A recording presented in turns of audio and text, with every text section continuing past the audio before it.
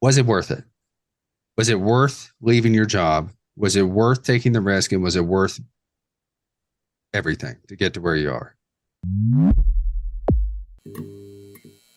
Hey, everybody, welcome to Tom's School of Life Weekly Update. I'm your community director, Kevin Dolan, joined here by our facilitators, Barbara Williams, David Moore, and Jeremy Evans, and also Darren Mullen, who's a member of the school who's had some just tremendous success starting his own business. And we want to talk about kind of what we can learn from his experience, from maybe pitfalls that he has avoided or not avoided, and sort of how he overcame things. So welcome to the show, Darren.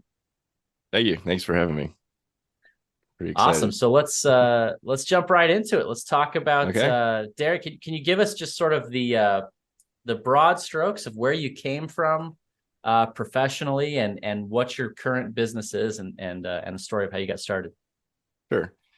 My background is electrical engineering. That's originally what I went to school for, and worked at various large corporations, um, as an engineer in various roles. My last company, I was hired to manage parts obsolescence projects. So parts going obsolete happens a lot in electronics. So figuring out how to replace them or redesign things to replace them. And I started using Smartsheet a lot for that as a tool, as a workflow tool. And then when the uh, everything went downhill with COVID and all that nonsense, I saw coming that the jab mandate might be coming to my company.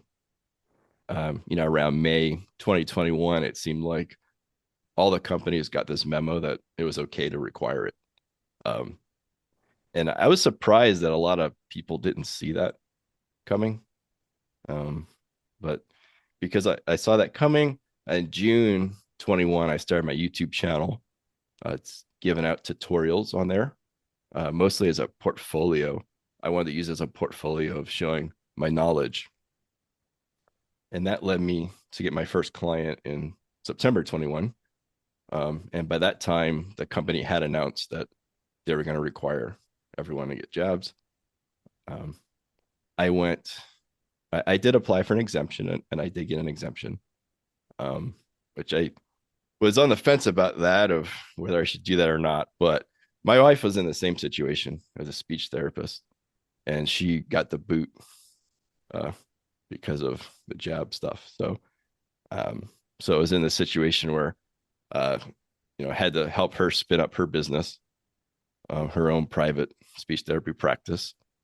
Um, and at the same time, I was working to get my business spun up as well. So I actually find a lot of Mm-hmm. a lot of the guys in my group, just a lot of people who are concerned about these kinds of things. Mm-hmm. Uh, they actually almost everybody found a way out Mm-hmm. of of of the of the vaccine, Mm-hmm. but like so many of these guys were like, if it's not this, it's going to be something Yeah. else. Like it's just sort of you're sort of realizing that like you're not going to be left alone. Yeah, They're exactly. you know, and so you started the YouTube channel. Now Mm-hmm. I actually I feel like a lot of technical guys have this sense that like that's glutted.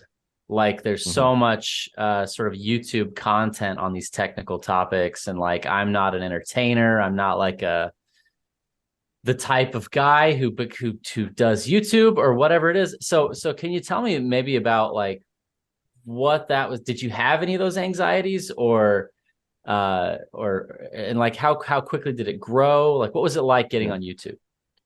Um, I guess a little bit, but I knew it's something I had to do. Um, and I'm not doing video of myself either. I'm doing early screen videos, tutorials. So that makes it easier that you don't have to worry about, recording yourself. You're just recording your screen. Um, and I was comfortable doing that because I did that anyway already. And just for my job, to communicate things. So Do you have I like, didn't, I don't know how that kind of content works as yeah, far as like, do you get subscribers or I do did get you, subscribers. Yep. yeah, like Yeah. how many did you get before that became like a client? Um, I I'd have to go back and look, but I mean, I wouldn't say it was a lot, you know, um, double digits. It wasn't, triple digits or Yeah, anything. yeah, Um, yeah. yeah, so it didn't take a lot. I was surprised. And I didn't think it was going to turn into getting work for me.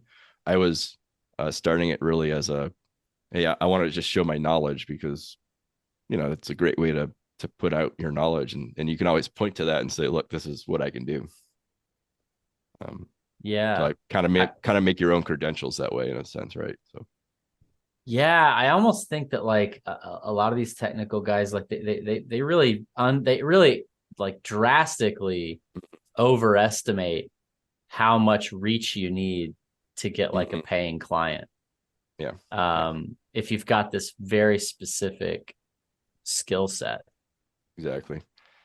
And I've had this similar experience with my email list. I'm starting an email list for my business, and I don't have a lot of subscribers on my email list.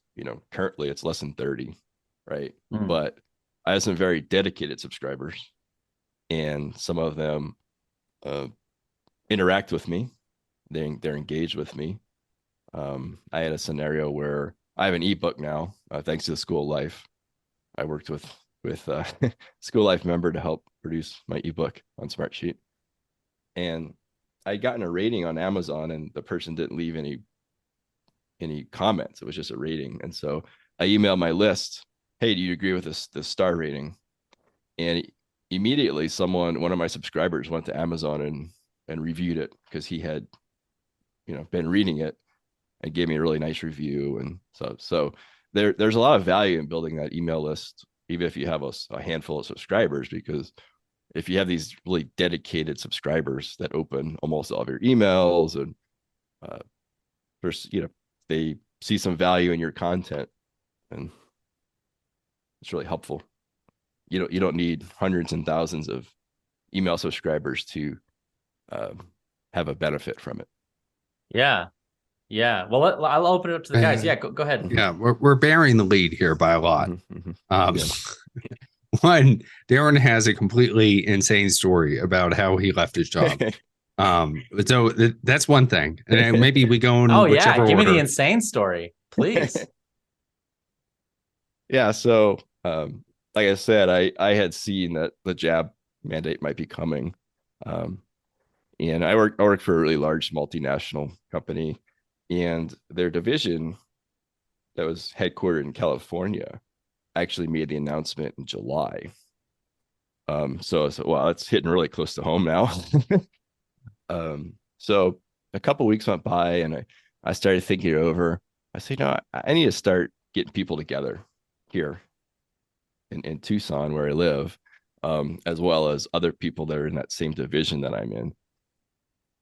So a couple weeks went by, and I started reaching out to people that I knew, either that worked at the company, or people that had previously worked there that might know other people there that would kind of be in the same mindset as me.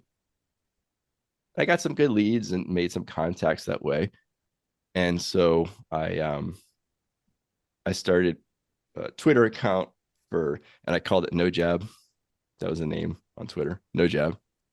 And started like a LinkedIn page and Facebook page and all these things. And I started an email list.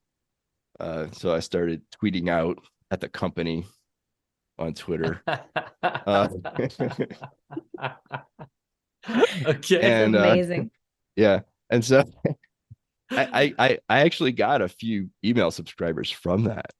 Um, and what I didn't know is one of those subscribers was a snoop that worked high up in the corporate uh, executive level, actually. And I'll get a little bit more into that, but I had a lot of fun with that. But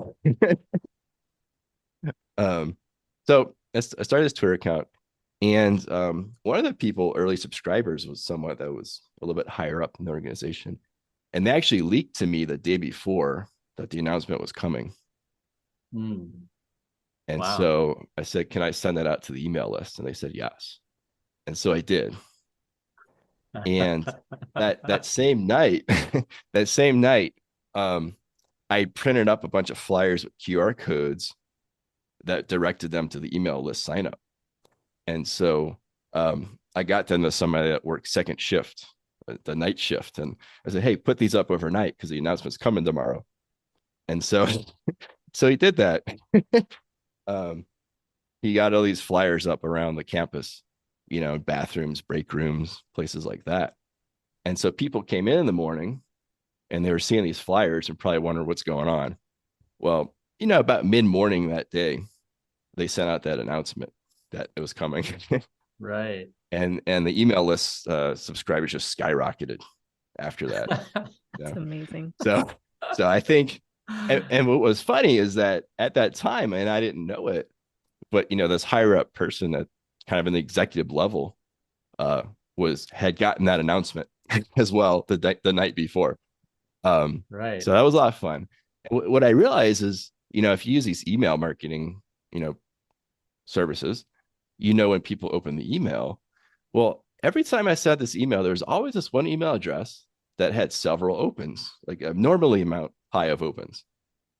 And at first I thought it was a technical thing. Their email client was reporting multiple opens or something. But now what was happening is that they were forwarding these emails around to people, right, within the company. Right. So that email that I sent that leaked the announcement was opened, several hundred times. So it was being forwarded far and wide and within that company. And, yeah. So I can only speculate that they were trying to figure out, who put this, how do you find it? How do they find out? And I have no knowledge that they even know who I am, and I wasn't necessarily that quiet about it. I mean, I started having in-person meetings with people about this. So, people knew it was me running it, but probably not. I don't know that anyone in management knew that. I got to side with Jeremy on this one. You massively buried the lead. Yeah. My goodness, lead the revolution. There's significantly more details. One, let's just point out French resistance. Yeah. He's going underground. He's leaving like secret signs on doors. Right. QR codes in bathroom stalls qualifies. Right. That's our modern version here. It's incredible. There is a story where he talks with management. And by the way, I'm well known for being an excellent listener. So here's the reality. There's probably even more to this than I know. Yeah. But yeah, briefly, the time that you spoke with somebody there saying, "Oh, Darren, it's so weird. There's this, this organized resistance in an email list against the fax mandate, and that's just so weird. What do you think about that, Darren?" I'm doing my HR voice, if I may. I'm sorry, HR folks. No. Well, and that never, that never happened. I mean, no one ever talked to me about it. I don't know. I'm not aware that anyone ever really knew it was me in the upper position. If they did, they didn't care. But you talked to somebody in management about this. I know. Oh, I did. Right. And you were a mystery and you were just, oh yeah, so weird. What an odd thing. I love the vaccine. No, knowing Darren, he definitely did not say that, but no. Yeah, I mean, it was a couple of times, like with my boss, he'd have these staff meetings, with our group, and it would come up. I say, "Oh yeah, did you hear about this no jab campaign that's going around?" "Oh no, I haven't heard about that." "Oh yeah, they have the whole website and everything." And okay, yeah. And then after the announcement came out, there was another meeting, a higher meeting with my boss and his boss and these other bosses and everything. And so they go through the whole thing and they say, "Oh, you have any questions?" And they hadn't said anything about the announcement, even though it had been out. And I said, "Well, let's talk about the elephant in the room." So how about this mandate for the shot, And but that was good because that smoked out some more people that started chiming in. And so I knew, okay, these are people I need to contact and say, "Hey, you need to join up." It's I mean, so many, like, this is such like a high agency, like high initiative, like, And I think about the type of people that they're losing. Yeah. And Like, that's what I brought up too, is it's not a random sample. No, all the people that were really against it, I mean, they're all the higher performing employees, and I even brought that up in the meet. I said the staff meeting, I said, look, all these people that are against it, I know them. They're all your high best employees. Are you willing to just let them just go because of this? They're like, well, yeah, we're worried about that, but now, it was. They didn't let them go because people applied for exemptions, and now they largely got the exemptions. I'll spoil that part of the story. Now, what was your response? You mentioned you applied for the exemption, you got the exemption, and then I just continued business as usual. I mean, just continued ramping up my business, and because I was working on leaving, I wanted to leave, because like Kevin said, I mean, what's next, right? At that point, I didn't want to be, I don't want to work for that company, right? They're going to treat you that way, and they die. I mean, they put in writing that if you don't have the jab, then you have to eat, like you had to eat lunch separately from everyone else, and I mean, they actually that was actually I mean, that was their official policy that they put out, like, oh, you can go to the break room, but you have to sit, you can't sit with, you have to wear the dunce cap. Yeah, and I brought that up. I mean, I said that. It's like, look, I'm not coming in. I'm not going to wear a dunce cap, and well, I think it's worse than that. I mean, I think you're going to the back of the bus and you're wearing a badge. I mean, it's a insane level of segregation. Here's the thing. We're glossing over this. Darren is not going to promote himself. Darren quit anyway for ideological reasons after being granted the exemption. Darren was paid very well. Right? Darren was paid very well, and he was doing very well. He was obviously well connected to other people in the organization. This story doesn't emerge from somebody who was in isolation, right? He quite literally organized everybody else at the company. He was thoroughly enmeshed. And I'm going to steal Barbara's question here, because of course I am. But I mean, how did that feel, separating yourself out from something that you were so deeply ingrained with, and also the income, right? I mean, that's a huge shift. Yeah, it felt good to leave, but because that's where but yeah, the income, that was the scary part, but I prepared for that. I mean, I'd always just kept a decent amount of savings anyway, because I knew that I always had this mindset that there could always be a reason that you would have to leave, or you get the boot for some reason, or there's a lot of reasons why working for a company is not as necessarily secure as a lot of people think. Hey, briefly, I want to stick a little feather in that, or a pin. What do we stick? That people with that mindset of, I am contracted with my employer for some period of time, and I have these conversations with my staff, right? They are better performant. They know whether or not they're going up or down, and they don't get the locked in.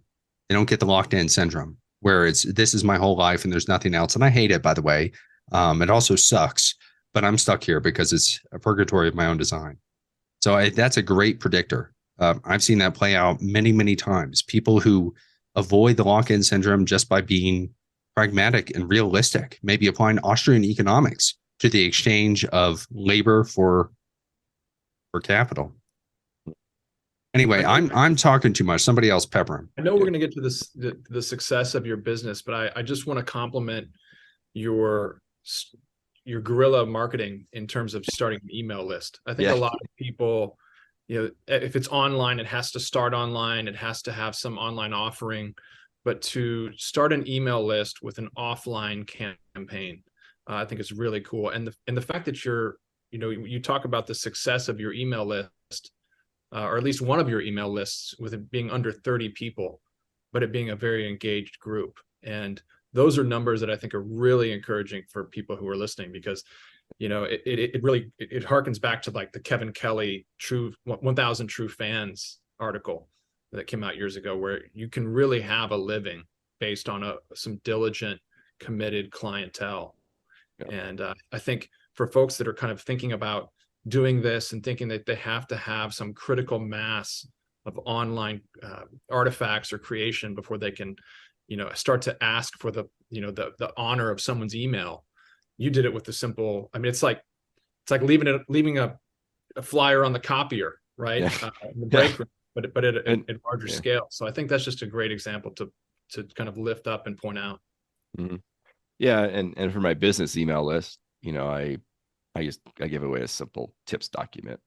Here's my 7 Smartsheet tips, and there you go. I mean, that's how people sign up. So they think people think it's harder than it is.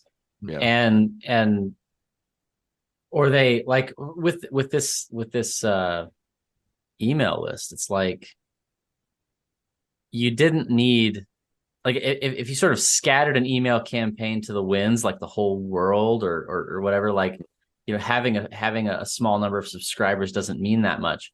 But if it's a small list of subscribers that are all like that are like 10% of like the highest performers at a Fortune 500 company, like, it's like that's a powerful list. Like, that's almost a cabal. Like, that's yeah. They're cheering you on, and they're willing to help you out with your Amazon reviews. They're just it's this enormous asset that will continue to grow. But I think the asset at a small scale is even extremely valuable. I makes me, when I first heard that, it's like, start an email list tomorrow. Right. That's the message I took from that. I want to add, I've spoken too much, but anyway, the important thing here is all he did is raise the flag on a common interest.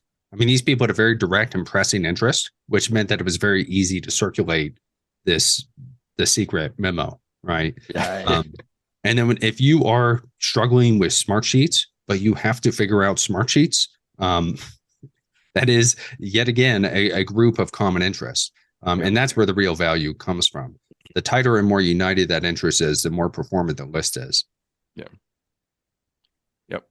Yeah. And for example, I have someone on my list that, works at a company, pretty decently large company. And he got me in touch. He actually got me a meeting with someone that's more of a decision maker that could possibly, lead to work for me if they wanted it. So you never know what's going to happen with those contacts on your list. It's pretty amazing. I've been doing a lot of LinkedIn outreach as well. Kind of like you suggested in your talk, Jeremy. I have my company page. I have a lot of followers on my company page, a couple hundred. And so I just started reaching out to them individually, trying to connect with them on LinkedIn, and the response has been really good. Yeah, I imagine, because if they're committed enough, again, how deep am I in the Smartsheets hole before I'm seeking help and guidance? Yeah. And that's the thing about YouTube earlier. There are never going to be enough videos about how to change the oil of X for X year at X time. Technical videos are a component of YouTube. Any one of them doesn't get a ton of views, but combined, this is a massive, massive market because people have very specific problems, and getting that specific help helps. All right, the next lead that is buried, because there's 2 parts, remember? So this guy did the French Resistance.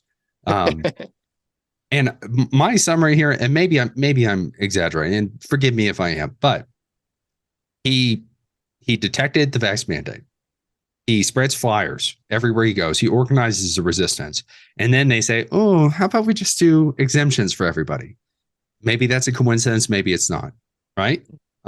He may have played a role there. Darren did not mention that, right? But to me, that springs to mind. Then they gave him the exemption, and he said, well, I carried on as usual. You quit your job. You quit your job out of a sense of like self-respect and dignity, which is, by the way, really dangerous, right? It's dangerous and scary, and most of us are faced with that. If you have an argument with your boss, even one time, right, you're thinking about quitting your job, and you're like, well, this guy is really, what am I going to do? But I need the money, right? We've all been in that scenario. There is not one amongst us who has not done that and taken the easier route. Now, on the other end of that is the second big point here. Darren has found success with his business. Now, Heavily 100% replicated the income of being a highly paid electrical engineer, obsoleting products and things like this. Not quite, but closer than you would think. In the course of really 2 years. So I have June 21 was the very first YouTube video. That's when you broke champagne, you savored the bottle, right? Okay, so we did savor it. First client, September 21. Yep. And then kind of hitting that full-time livelihood, fully committing yourself to Smartsheets Guru around March 22. That is tight. That is a tight little time frame. Now we're in March. Correct me. Yes, we're in March 23. And you're doing okay. I mean, while starting your wife's business.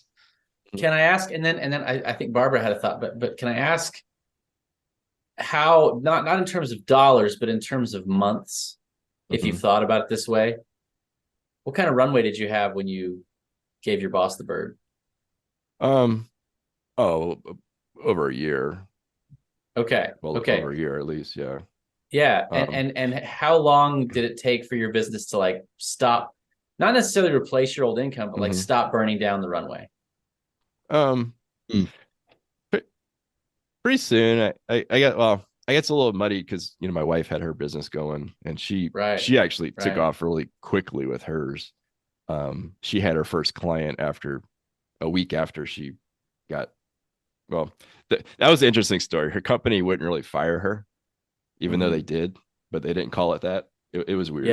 Yeah, it's probably a legal thing, but anyway, I think speech therapy in particular is one of these things where like the practitioner kind of owns the capital in that thing. Like it's just easy. It's easier than most professions to like do it on your own. And I think so you had about a year. So that's one way that like you can make somebody braver. I think with starting a business is get them saving, get them extending runway.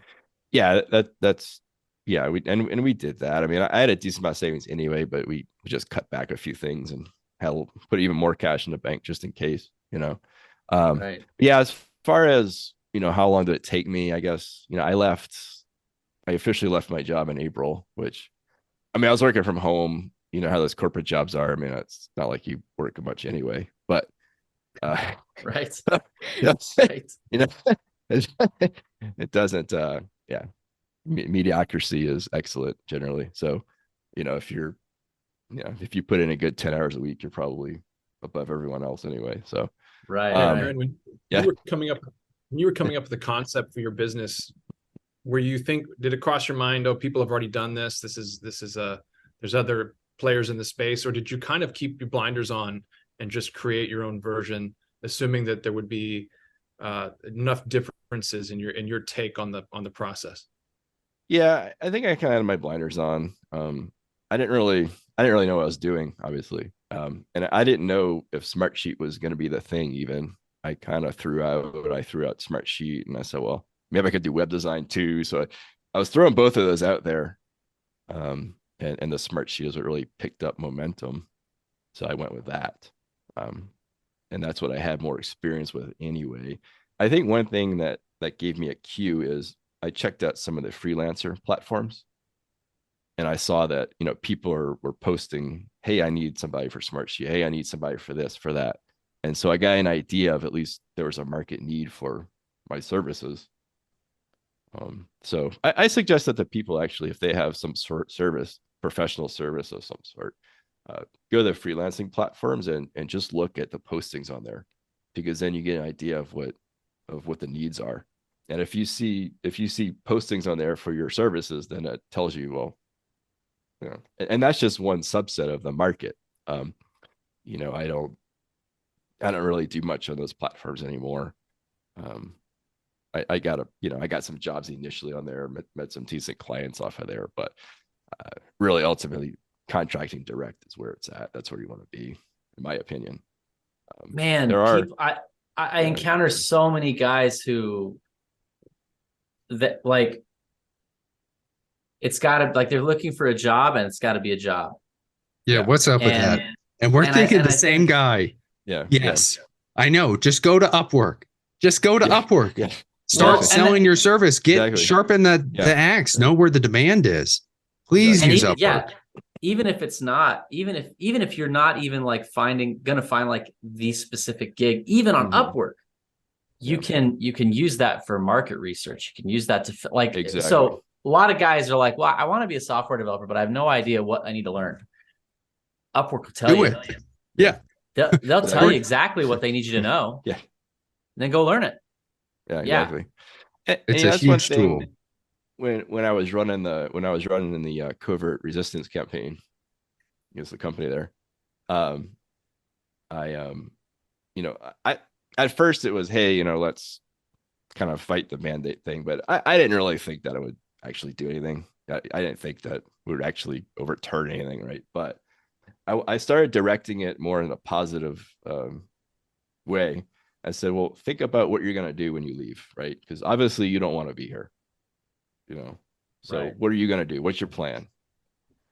Kind of like an exit thing, right? So, and so unfortunately, I was a little disappointed because when people started getting their exemptions, they just were happy and just gave up. Many such cases. But what a piece of piece of information to when you're getting something from your employer and you're excited that you might have to leave, you might have to take a stand, right? And then when they give you the exemption, then you have to stay, and then you're kind of disappointed. That piece of information is that you need to leave. Exactly. You're excited about getting fired. You need to really grab a pen and do some journaling. Because it's time to take steps. Even a defensive promotion can be like that. You get another offer and you're excited about it, and you like sort of invite your employer to match it. And then they do. And I've had that experience where it's like, if you knew what I was worth before, you shouldn't have waited. Yeah. Our boys in the Army do that every 3-4 years, right? Army, Navy, etc. They say, oh, well, you just have 25 more years till your pension. And look at this nice raise. Your re-enlistment bonus is just good.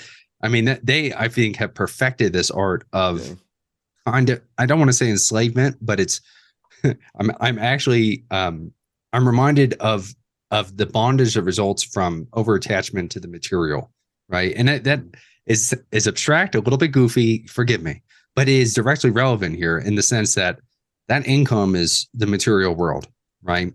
Your spiritual, your higher principle, that which should be guiding you, your moral compass is nobody steps on me like this.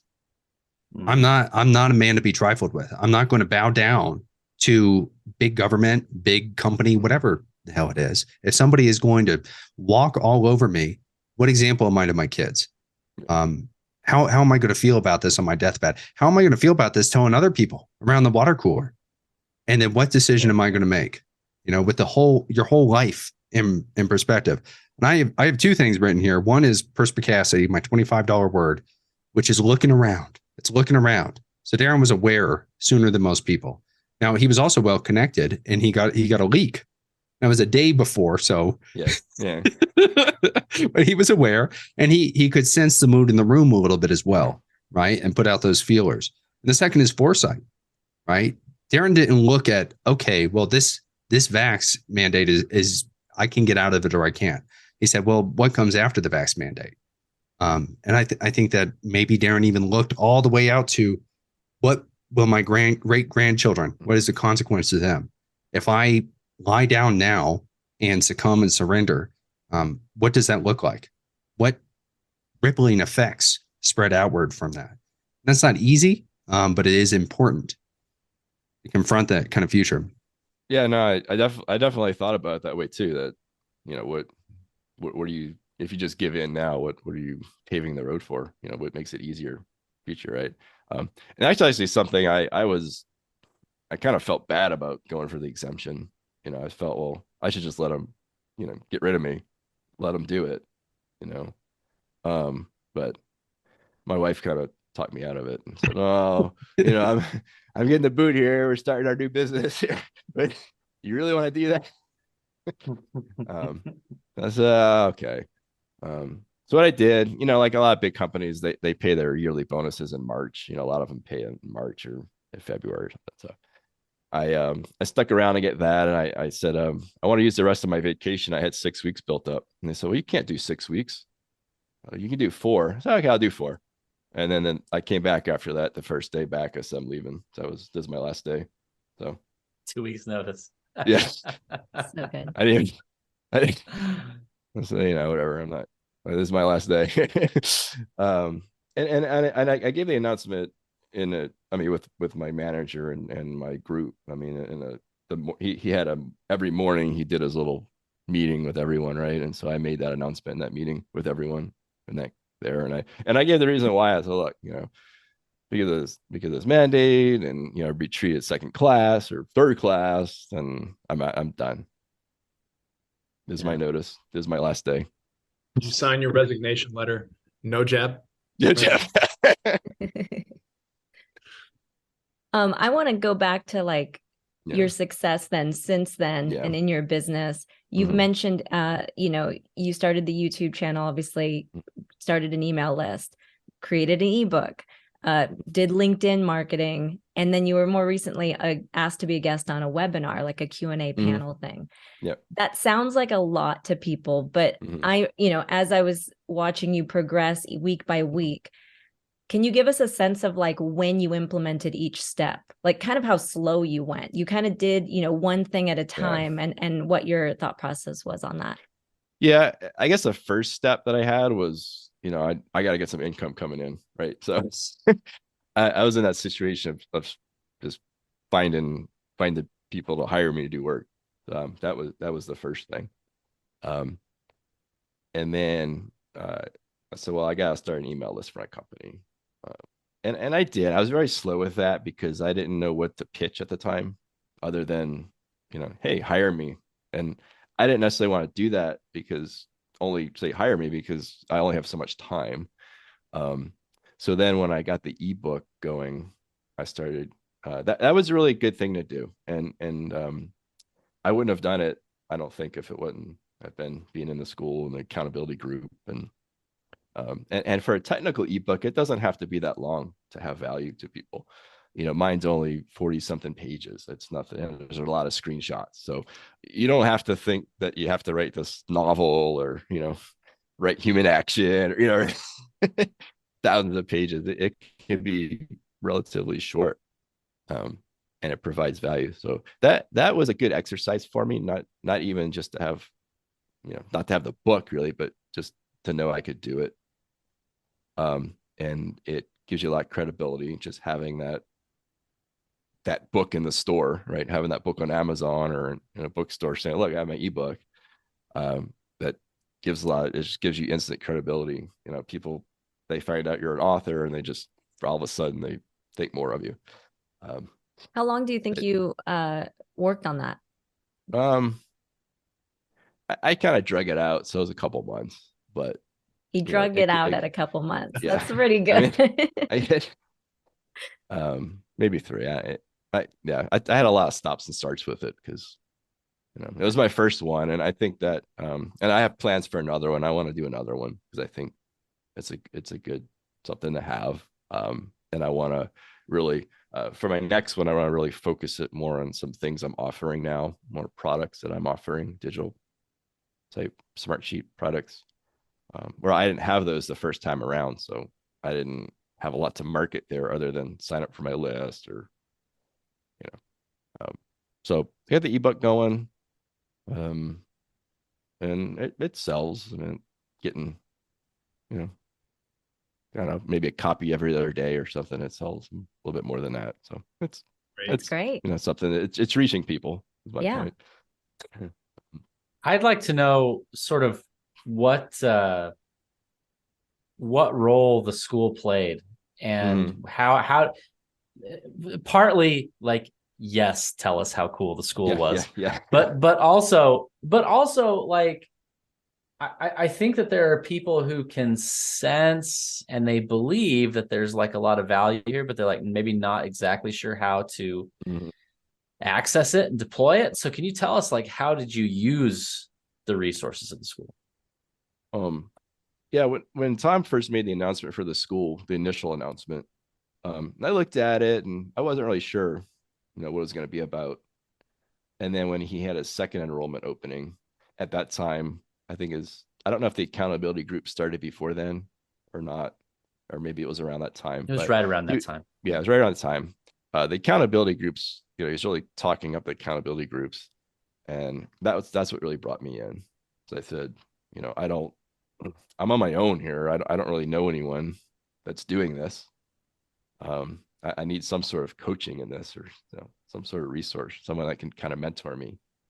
And so right away I signed up for an accountability group, and I was assigned to Barbara's group, and that's been the great value for me, as well as meeting other people to help me to get my ebook, or and even explaining to others. Even I've had the opportunity to mentor others in the school too, and that's helpful too for you, because you learn from that, and it helps you kind of focus your efforts and figure out what you're even trying to do yourself, so you can explain it to someone else. So that's been the two big values I've seen, is the accountability groups, because I get to bounce so many ideas off of people that have a lot more experience than I do, and they're very willing to help. And then meeting other people in that same situation, or business owners with a lot more experience that are more than happy to mentor you. Have you bounced around to calls, or have you stayed in your primary call? I have a little bit, and I just started that recently. I've joined Jeremy's call a week and David's call 1 week. So far, that's what I've done, and it's good because you get a whole different perspective from a different group of people. But I do like sticking with the core group, because you really get to know those people and see. It's really encouraging to see them grow as well. I've seen a lot of people in my group really grow a lot. And the couple of weeks that I was gone, and I come back and they have all these new things that they've accomplished. It's pretty inspiring. Yeah. Yeah. What they've done in just a couple of weeks of me not being there, wow, it's amazing. If I may, well, one, I feel like I'm reading it's not a Dickens novel, old English, maybe Canterbury Tales. Anyway, we're bouncing around between a lot of different protagonists, but everyone's progressing simultaneously in the same world, right? And it's thrilling, and that's what every time I petition people to leave calls and go between them, like, but I have to figure out what Shane is doing. If we don't get to the end of what Shane is up to this week, I am not going to be able to sleep at night. Right. And it's beautiful. But my broader point here is we are talking about kind of myths of what it takes to actually start a business, and we're talking about proximity to people that have done that maybe more recently. I did some ballsy things, but this was like 10 years ago for me. And sometimes you really do have to take risk, and that's kind of what I'm focused on here, because I think that a lot of people want to be roughly what you're doing, right? They want to be independent. They want to be producing their own income. And then it's like, okay, well, Darren's really smart, or Darren is especially good looking, or whatever. Darren has some kind of advantage that I don't, that enabled him and his wife to start a business at the exact same time to avoid this kind of ideological blowback. So I'm curious, what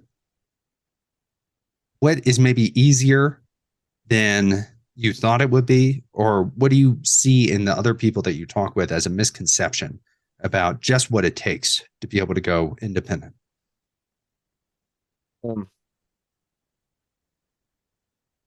I think thinking you have to have everything figured out before you leave. And because I've had others in the school ask me one-on-one, what did you do to get started? And it's like, well, I just started. I mean, I didn't really have a plan. I just put myself out there and to see what would stick. Just taking that risk of, well, I'm gonna create an Upwork account and apply to some postings and see what happens. And interestingly enough, I said, well, I'll do a Fiverr posting too, just because. And I actually got more serious clients off Fiverr than I did Upwork, which kind of blew me away. But so yeah, you just experiment, find out, figure out. I mean, I had a plan in a sense. I think I'm going to do Smartsheet work, but I wasn't 100% sure it would work out. But I started just experimenting, putting myself out there. Do you have examples of some failed experiments? Yeah. I think the web design experiment was failed. I had some experience with that on my own, but I never really had a lot of formal experience with that. I went and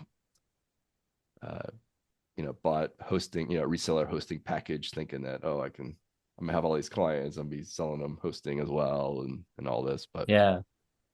I love that you said Fiverr brought you bigger clients than Upwork, and just in your particular case, right? And I've heard so many, and I probably have said it myself, like, oh, Upwork is where you go to get the bigger stuff, and Fiverr's. But that's theoretical. That's not based on experimentation. And experimentation is where the answers. And that's what I thought. I thought Upwork had a more professional image than Fiverr did, and I didn't even think that I thought Fiverr was more of, that's where you get your logo. That's where I got my logo from. Right. I always think of Fiverr more for that sort of graphic designs or logos and things. But I put a posting up there and got work. Okay, great. One example of not quite a failure per se, but I remember you were struggling at one point with how to price yourself, and also like the payment structure, and do you get clients on retainer, or do you go hourly? And that was a question. And I remember we talked about it a bit, and I know you bounced around in the idea in the groups, and you kind of just went with something, right? You just made the suggestion with the client. And since then, you've realized you needed to up your rates, and you've asked for that from clients. Not only that, you've, in the process of saying, hey, I'm bumping up my rates, you've also been like, oh, and I'm going to put you on retainer. And they've, I think almost all of them have said yes, or all of them have. I think that's an example of, I wouldn't say that was a mistake in the beginning of pricing yourself too low necessarily or anything like that, but that was just part of the process you had to go through to find that pricing sweet spot. Yeah, and that kind of is related to a little bit of a failure initially, was thinking that I don't have much experience in this, so I need to only go for lower paying jobs. I mean, that was kind of my mindset at first, was, well, I can't compete with the premium price people because I don't have that experience, right? But so one of the mistakes early on was taking on those lower, really price conscious clients, that because the problem is, there's nothing wrong with being price conscious, because we all do that.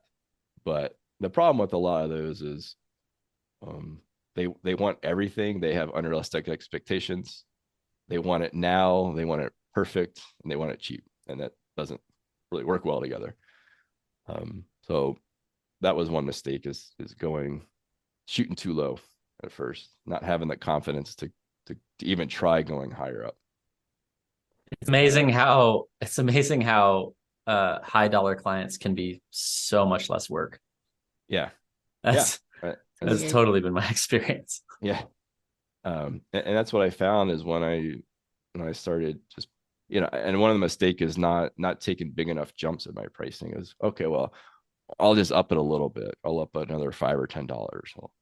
Well, no, I mean, for current clients, for example, a lot of them I'm still in kind of that hourly or retainer hourly situation, and bumping up $20 an hour is not been a problem for them. They just said, oh, okay, that's fine. And part of it is maybe they knew I was priced a bit low anyway. And so I'm able to take those big jumps. Part of it too is they've been happy with my work, and so yeah. And now newer clients, I'm even going a lot higher. And when I started, I didn't know, there wasn't a lot of price transparency in what I do with a lot of companies. It's right. And so I didn't even know what to charge. And when you do find out what people charge, it's all over the place. Most B2B services are like that. Exactly. And the answer, by the way, if you're interested in going in there, you call these guys up. You speak with their salespeople. It's as simple as that. Yeah. It's sometimes difficult to convince people to do this basic competitor research, but it's really useful. And I guess that was something I was scared to do. I mean, I said, well, they're not gonna, they're not gonna talk to me, But that was the problem, is I was, saying that something wasn't going to happen when I didn't even try, right? And what's happened is fortunately nobody else has ever had that problem. No. So I mean, that's just you. I've never done that. Yeah. But and the one of the most fascinating things about doing that research in almost any, I mean, unless you're selling like wheat or like raw copper, it's like these prices are not, there's not a market clearing price. Yeah. The market's not rational. It's all over the map. You charge what you charge. Like, it's kind of liberating, actually. Yeah, it's fair. And I've, something when I was on the call with David a few weeks ago, I brought up about, I've made a number of partnerships with other competitors, really, other firms, other consulting firms. There's one firm, I sent a client their way because I didn't want to work with them. I knew that. I mean, no, I mean, really, I didn't think I'd be a good fit for them, what they were asking for. And I said, but I do know a company that would be a good fit for you. And before I told them, I approached that company. I said, hey, do you have a referral program if I send someone your way? I said, oh yeah, we have a partner program. Oh, great. I said, well, I got somebody for you. And it ended up working out, and that company sold them one of these big unlimited monthly maintenance packages that it's a recurring income for them. So they send me a recurring commission every month. So it's a nice situation. So, that's something to think about too, is you don't have to think that, I'm just one guy and, I'm competing with these bigger firms. Well, work with those bigger firms and say, hey, if I send some your way, will you give me something? And generally the answer is yes.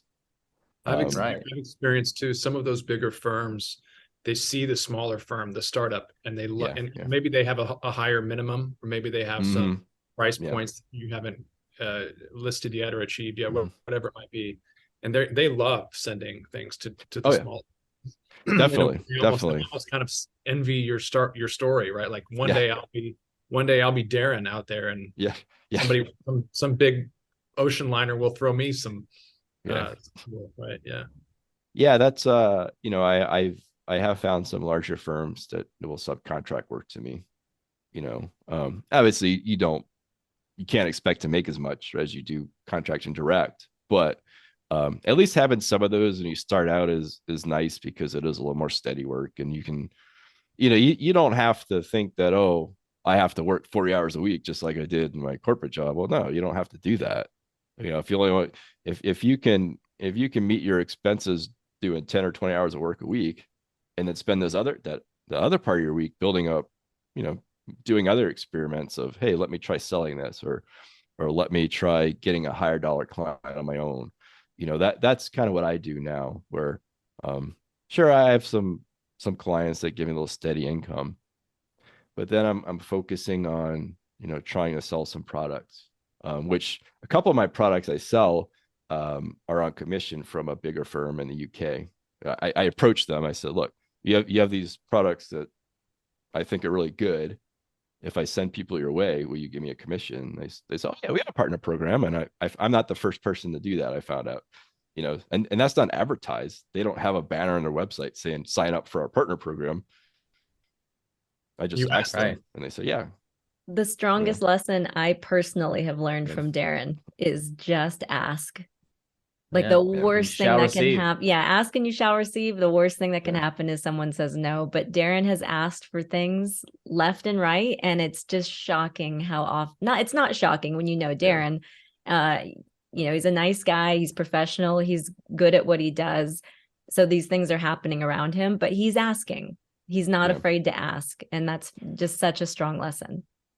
Yeah. Absolutely. And with like LinkedIn, for example, I mean, my mistake is I didn't start doing this earlier, right?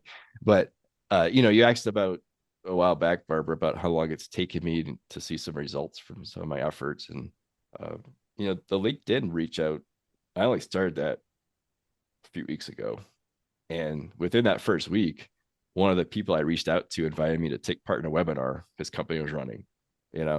I didn't expect that. I didn't even know he had a webinar going on.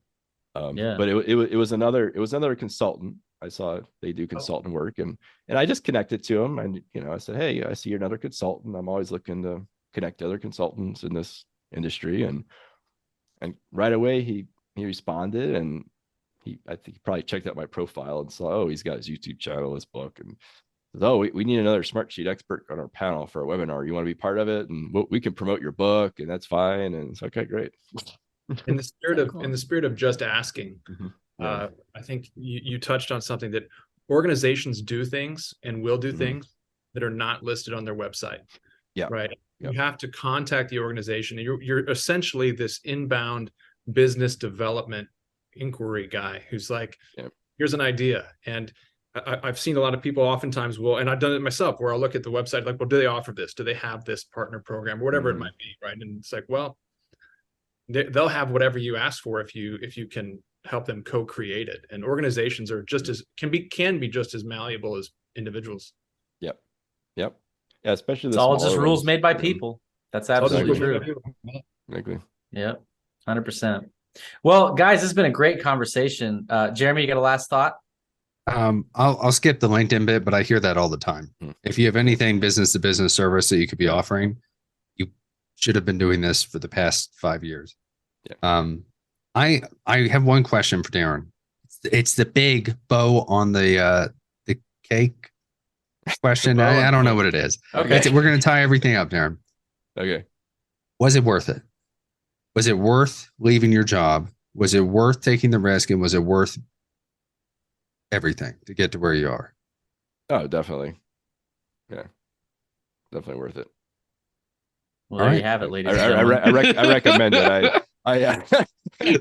I recommend it, and I keep trying to talk everyone I know into doing it if they can, because I see so many unhappy people at their jobs and say, oh, I need to start my own thing. So, well, just go do it. I did it. I mean, you can do it. Not stopping you. And you don't have to do exactly what you're doing either. You can do something related or do something totally different. There's so many opportunities out there. You just need to look for them. 100%. All right, this has been a great conversation. Really appreciate you being here, Darren, and thanks to the facilitators for your questions. And we'll see everybody next week. Thanks a lot for being here. Okay, thank you. Really appreciate you asking me to be here. Where do we find Darren? Where do we where do we send people? Smartsheetguru.com. Smartsheetguru.com. All right, check him out. All right, thanks. Thank you.